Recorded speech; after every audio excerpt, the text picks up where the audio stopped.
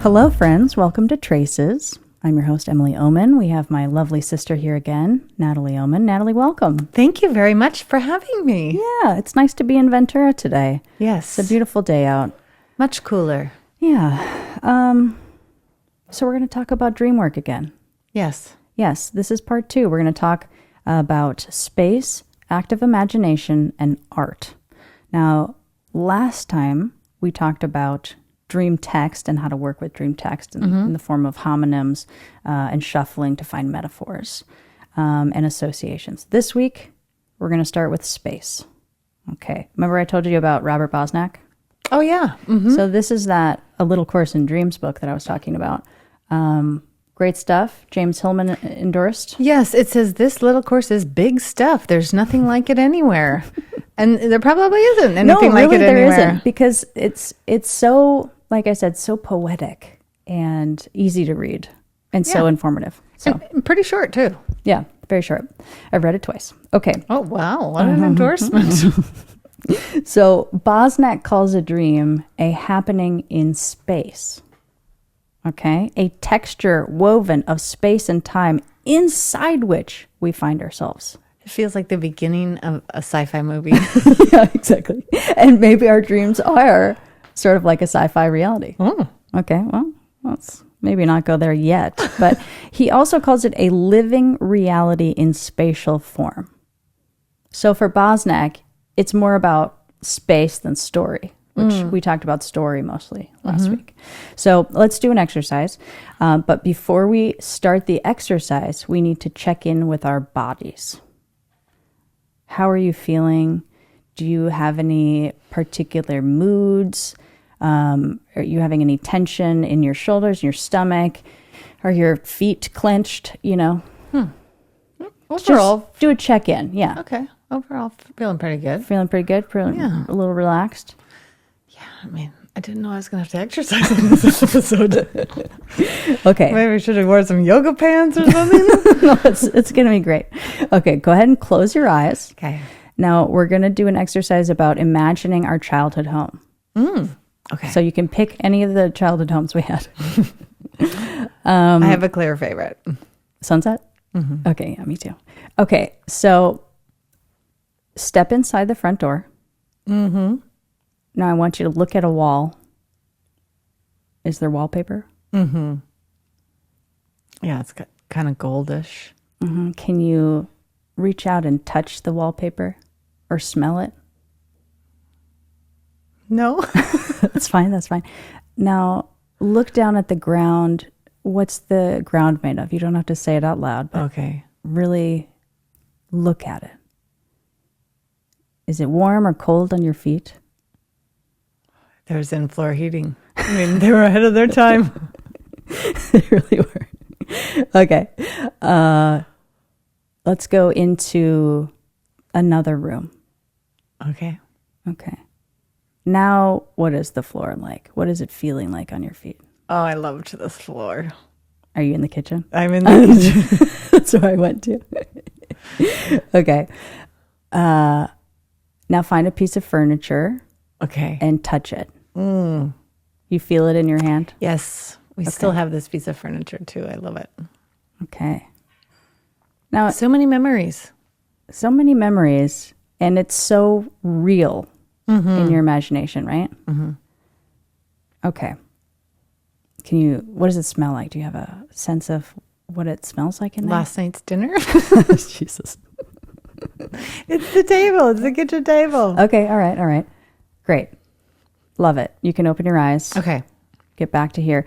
Is there anything in your body that's happening? Has anything My feet feel loosened? warmer. Okay, great. Your feet feel warmer. Oh. Do you have any... There's a smile on your face. Yeah. So it was a delightful It was experience. nice to go back to that house. Yeah. Okay, Yeah. great. I constantly think about if they've renovated that house and like done other things to it. And I wonder like, would you paint that room? Would you put on new wallpaper? Oh, it's interesting. Yeah. So this is one way that Bosnak invites us to work with our dreams, to step inside the dream. Oh. So Okay. if we took the polar bear dream from last week. We would close our eyes. Well, wait. So for a refresher, for those that don't remember, the polar bear dream is? I was lying, or we do it present tense. Everyone present tense. I am lying comfortably in icy water with a polar bear. Shallow, icy water. Shallow, icy water with a polar bear. Yeah. Okay, so... I remember your dreams better than you. You do, clearly. And this is why you're my sister. Okay, so in this way, in this exercise... I'm just remembering a time we had a sleepover in your room. At sunset? At sunset. And you were young, and this was during your period of where you could not sit still while you were sleeping. Like you would wake up on the floor or completely turned around underneath the covers the wrong way. And I just remember we're just laying there, and all of a sudden you go, ha, ha, ha, ha. You're so funny, Dad. And then you just were sleeping.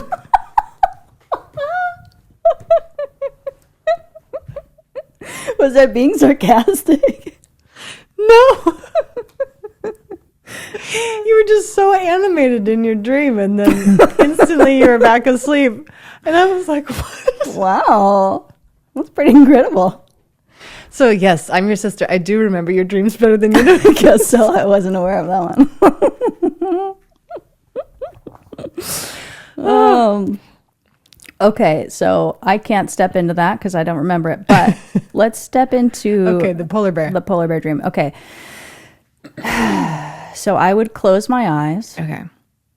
I would dip my feet into and just sit down into this shallow, icy water. Now, immediately, my body wants to tense up, but I have to remember in my imagination that I'm somehow comfortable in it. Mm-hmm. So... I'm getting comfortable in my seat, and I'm trying to feel the icy water, see the icy water, touch some of the ice, and then I can look over and see the polar bear. Now, what does the polar bear look like?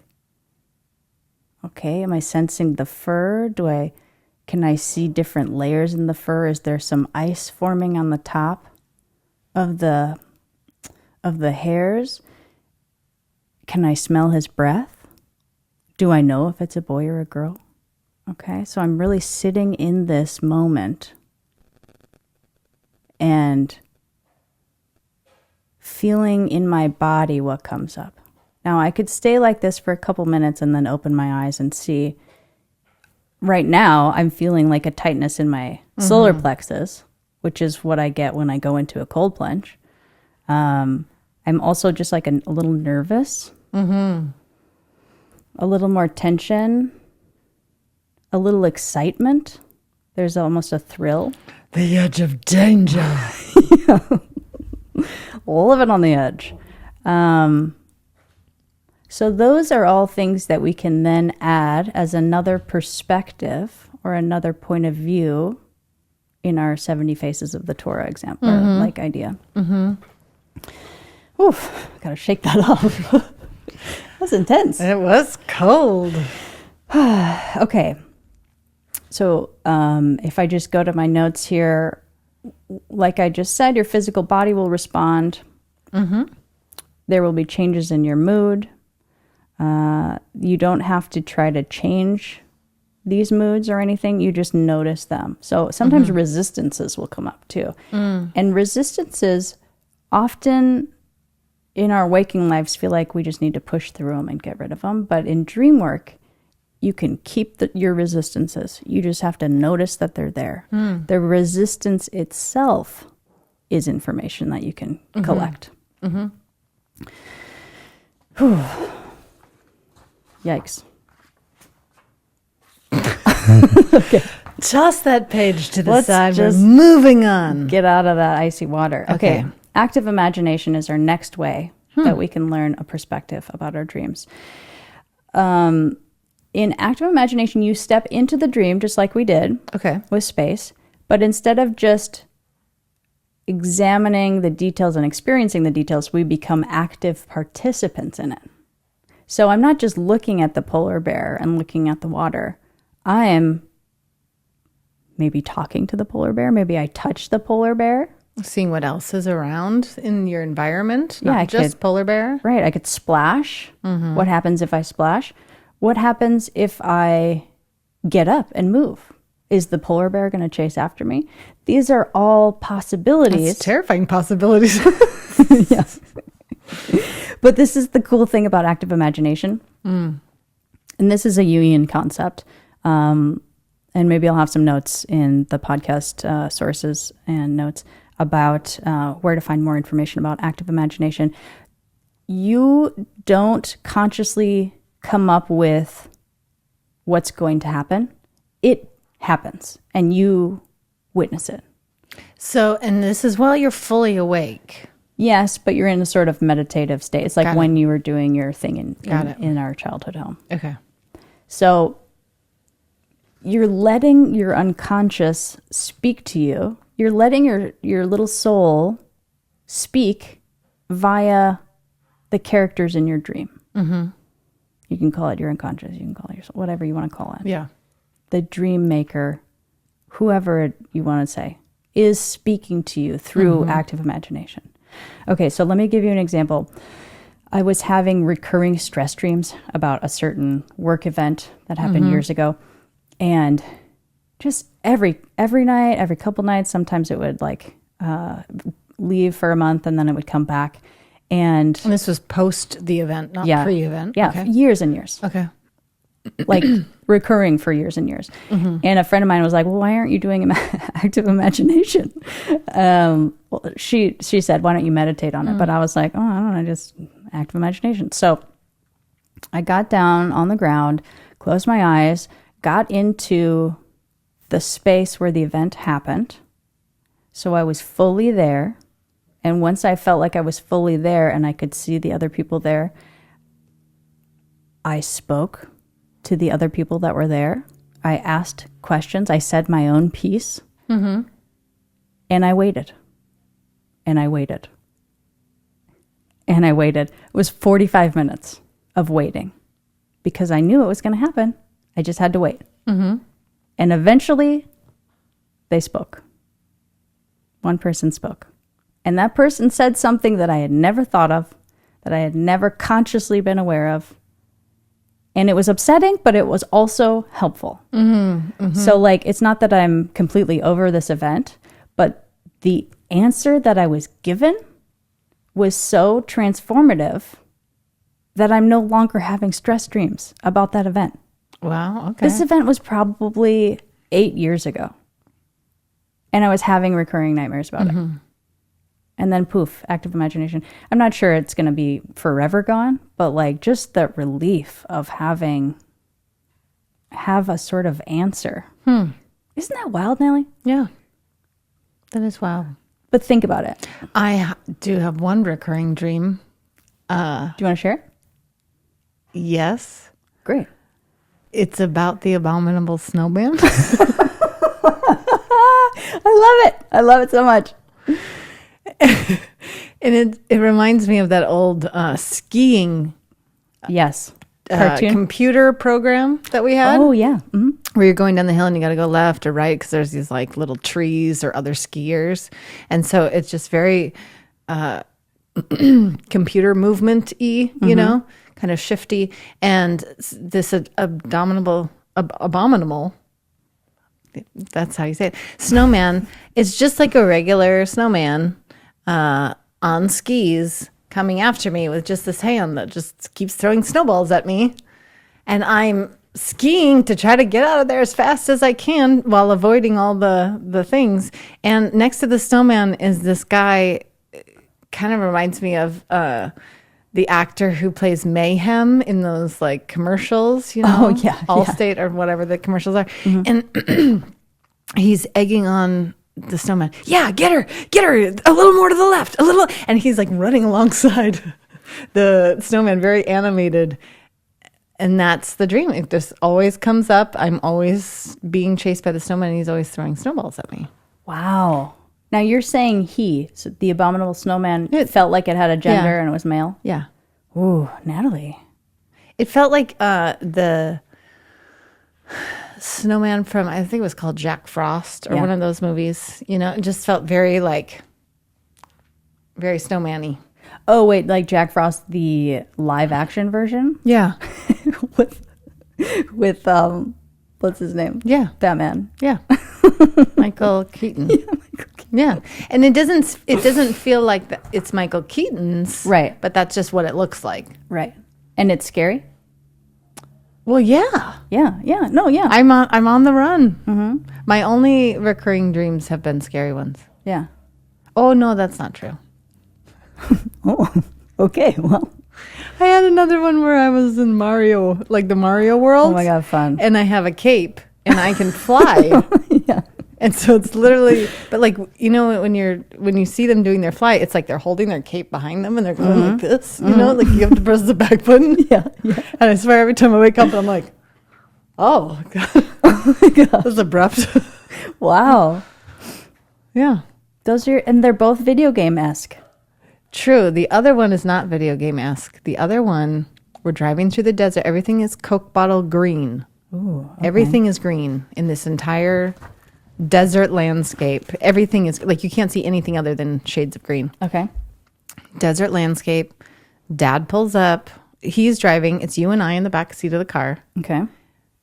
I might have been sitting in the front seat. I think I'm in the back though. Do we know which car this is, or No, doesn't matter? Unknown car. He stops to get gas. He gets out of the car. There's nobody else around. And then like on the other side of the pump comes this guy, punches Dad. Dad goes down. He hops in the front seat of the car and he's trying to like, you know, steal the car and drive away. And I go to like punch and hit him, but it's just like, there's like absolutely no Force behind it. Yeah. Yeah. And then the dream ends. Are we leaving the gas station with the man, or do you wake up before we get moving again? No, he's driving. We're on the road and we're trying to like. Yeah, trying to fight back, but Yeah. we can't. Natalie, do you want to do any of these exercises? Nope. Okay, all right, cool. I'm just trying to think of like what I would ask the snowman, you know, like, why are you chasing me? Yeah, I mean, you could just stop on the hill if Yeah. it happens tonight, and turn around and see what happens. Mm-hmm. Now, some people say to do this in your actual dreams to stop nightmares, but I'm saying you can do it either dreaming or in your waking life in a meditative state. And I think you'll find an answer either way. I never would have thought to dive deeper. It just, you know, when you're having nightmares and stuff, you just think, okay, I just have to wake myself up now, you know? So then you wake up, but you're still in that fight or flight kind of response. Right. Interesting. Now, I'm wondering would you like me to make any comments about possible Sure. symbols? I've thought some about them. Okay. Tell me what you've thought. Just that powerless feeling, not being able to change where the car is going, who's driving the car. And then for the snowman one, just not feeling like I can get far enough away from all the things coming at me. No idea on the flying one, though. Me and my cape. You and your cape. Yeah. Who's flying? Some things that might be interesting to look into are the fact that the snowman and the man who's egging the snowman on are male. And in Jungian psychology, they have the concept of the anima or animus. So it's in your unconscious, you have the gender that you are, and then also the opposite gender. And these two facets of yourself, two archetypes, I guess, two patterns, right? And so it's not like gender, but our unconscious uses gender to explain a certain concept because there are aspects of gender that make... Okay, so the masculine energy inside you. Okay. So a masculine energy is a and I'm not being gross or weird. I'm just saying this is the energy that we have labeled masculine because of characteristics of male gendered people. So it's an active force. It's a penetrative force. It's more bringing things into form, into shape, whereas the feminine is more a uterus, a womb symbol. So it's more flowy. It's more of the potential, like unlimited potential, right? So we can look at it as these, is there a way in which you're running away from trying to put your life into order or in a certain project into order? Is there a way that you're not making friends with the masculine part of your psyche?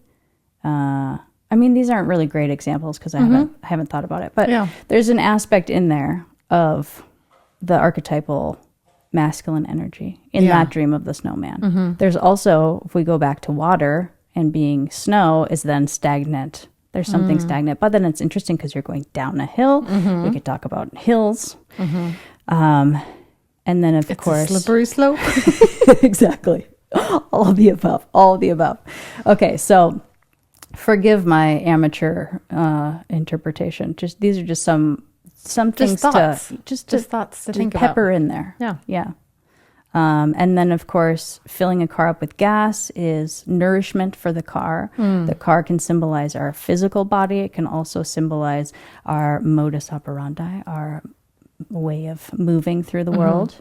So, and then a protective figure is then thrown out, and so then you're in a car with like you were saying, I feel like somebody else is driving the car. And I felt like I needed to be protective of you because you were very young. Interesting. Yeah. Did you start having that dream when you were young? Interesting. Yeah, both of those dreams are from childhood and it reoccurred for many, many years. What have you not digested? What have you not brought up to consciousness from those times? That's another thing. Like, I feel like dreams will just keep going until you get the message. Yeah.